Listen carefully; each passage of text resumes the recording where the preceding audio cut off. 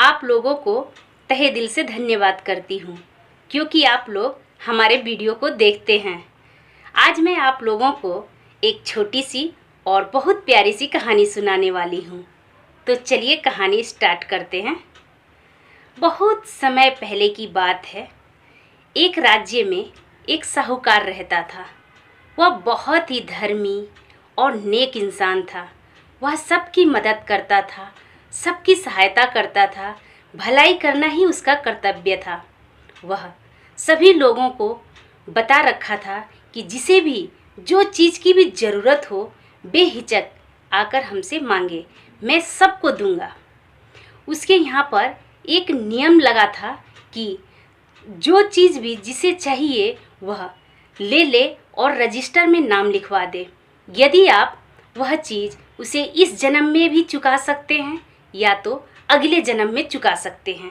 आप अपनी सुविधा अनुसार उस रजिस्टर में लिखवा दें कि जो भी पैसा, सोना, चांदी, कपड़ा जो भी आपने उस साहूकार से लिया है उसे आप इस जन्म में चुकाना चाहते हैं या अगले जन्म में चुकाना चाहते हैं। तो उस राज्य में सभी अपनी इच्छा से चाहे इस जन्म में चुकाने की कह कर ले जाता या अगले जन्म में चुकाने को कह कर ले जाता। लेकिन जो कुछ लोग थे जो बहुत होशियार थे, उन्हें लगता था कि यह साहूकार कितना बड़ा बेवकूफ़ है। इस जन्म को तो किसी ने देखा ही नहीं, वह अगले जन्म में क्या लेगा। तो जो लोग होशियार हुआ करते थे वे सब अगले जन्म में अपना उसके खाता में लिखवाते कि मुझे इतना पैसा चाहिए और मैं अपना सारा कर्ज अगले जन्म में चुकाऊंगा। यह बात दूर दूर तक फैल गई। एक चोर था, वह हमेशा चोरी करता था। जब उसने सुना कि यह साहूकार मुंह मांगा कीमत देता है, पैसा देता है, तो उसने सोचा इस मूर्ख को मूर्ख बनाना जब इतना आसान है तो फिर हम मेहनत करके चोरी क्यों करें।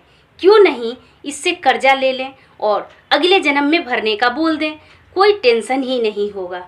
फिर उसने अपने सारे दोस्तों को उस साहूकार के बारे में बताया कि उससे कोई भी कितना भी पैसा ले सकता है और उसे अगले जन्म में भी चुका सकता है। यदि वह अपनी इच्छा से चाहे तो इस जन्म में चुकाए या अगले जन्म में चुकाए। फिर उसके साथी सुने और बहुत खुश हो गए। सब लोग गए उससे कर्जा मांगने। उसने पूछा कि बताइए आप लोग अपना जो अभी कर्ज ले रहे हो इस जन्म में चुकाओगे कि अगले जन्म में चुकाओगे। सब चोरों ने कहा कि मैं अपना कर्जा अगले जन्म में चुकाऊंगा। सबको जितना जिसने मांगा उसको उतना कर्जा मिल गया और सब लेकर आ गए। वे लोग रास्ता में बात करने लगे, वाह ऐसे मूर्ख मिल जाएं तो क्या मज़ा आ जाए। फिर उन लोगों ने सोचा कि इतने पैसे से क्या होगा, उसके पास लगता है बहुत बड़ा खजाना है, तभी तो सबको देता है। कोई उसको चुकाता भी है, कोई नहीं चुकाता, फिर भी उसका खजाना कम नहीं पड़ता। तो यह सोचकर उन लोगों ने सोचा कि हम लोग तो चोरी हैं, क्यों नहीं एक बार हम लोग उसके खजाना को ही चुरा लें, फिर कभी भी मांगने का झंझट ही छूट जाएगा और जीवन भर हम लोग सुख शांति से अपना जीवन बिताएंगे। यही सोचकर उन चोरों ने यह निश्चय कर लिया कि ठीक है, अगली बार जाकर हम लोग उसका तिजोरी ही चोरी कर लेंगे, तो फिर ज़िंदगी में कभी न कर्ज मांगने की ज़रूरत न कोई टेंशन। फिर यह सोचकर वह चारों चोर प्लानिंग करके उसके जहाँ पर रात का इंतज़ार करने लगे और जहाँ पर उसके तबेला था, जहाँ पर उसके गाय भैंस बांधे हुए थे, उसके पिछुआरे जाकर चारों दोस्त छुप गए कि जैसे ही रात होगी हम लोग घुस के उसका वो तिजोरी चुरा लेंगे। रात हुई, सब चोर दुबक कर एक जगह बैठे हुए थे। उन चोरों में एक चोर ऐसा था जो सभी जानवरों की बोली को समझता था। जब ये जानवर लोग आपस में बातें करने लगे तो वह चोर ध्यान से सुनने लगा उनकी बातें। तो एक गाय बोली, बहन तुम लगता है नई नई आज कल में आई हो, मैंने तुम्हें नहीं देखा। उस गाय ने कहा, हाँ बहन तुम बिल्कुल सही कहती हो, मैं कल ही आई हूँ इस सेठ के तबेले में। तो उसने पूछा, बहन तुमने सेठ से कितना कर्जा लिया था और तुम्हें कब तक इस कर्ज को चुकाना होगा। उस गाय ने कहा, बहन मैं तो बड़ी भोली थी, मुझे तो कुछ पता ही नहीं था। उस जन्म में जब मैं सेठ से कर्जा लेने आई थी उस वक्त मुझे कर्जे की कोई ज़रूरत नहीं थी।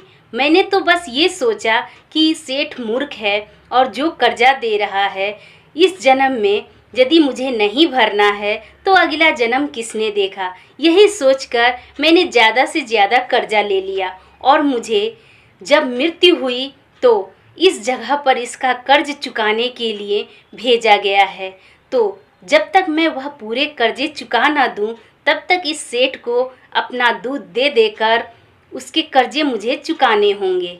तभी एक कुत्ता बोला, मुझे भी इस सेठ से अगले जन्म में बोलकर मैंने कर्जा लिया था और वही कर्ज चुकाने के लिए इस सेठ का घर की रखवाली करता हूँ।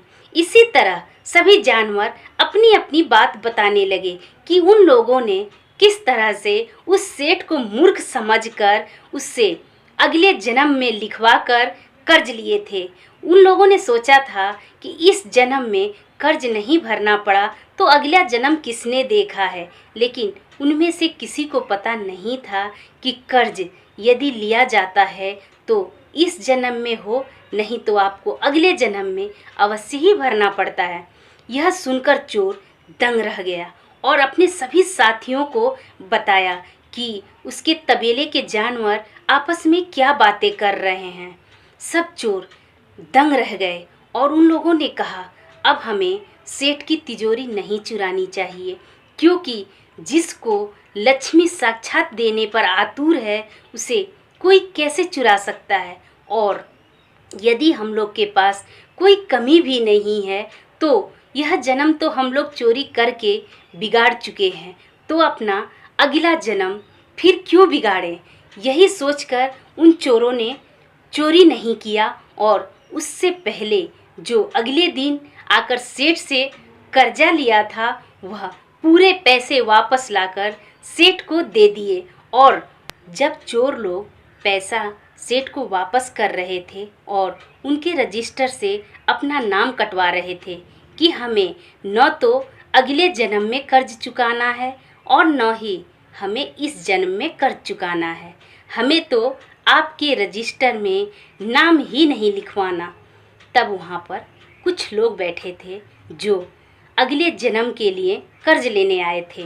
वे लोग मन ही मन सोच रहे थे और मुस्कुरा रहे थे कि ये लोग कितने मूर्ख हैं। अगले जन्म में कर्ज चुकाना था, लेकिन इन लोगों ने तो पता नहीं क्यों डर कर ये पैसा वापस कर दिया। अरे मूर्ख, कौन जाने अगले जन्म में क्या होता है, इन्हें तो पैसे लेकर मज़े करने चाहिए।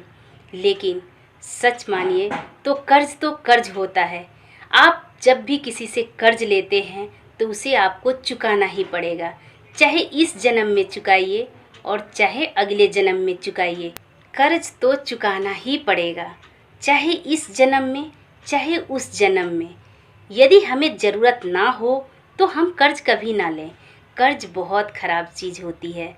तो जो लोग पुण्य प्रताप करते हैं, दान दक्षिणा करते हैं, चाहे वे किसी भी धर्म के हो, वे लोग अगले जन्म में अच्छे परिवार में, राजा रजवाड़ों के घर में जन्म लेते हैं। और जो लोग पुण्य प्रताप नहीं करते, कर्ज लेते हैं, वही अगले जन्म में दूसरे के नौकर चाकर बनते हैं और अगला जीवन उनका कर्ज चुकाने के बीत जाता है। तो इसलिए जहाँ तक हो सके हम कोशिश करें कि अपना जो भी पाप पुण्य है इसी जन्म में ख़त्म करके जाएं। तो धन्यवाद। आपको हमारी कहानी अच्छी लगी हो तो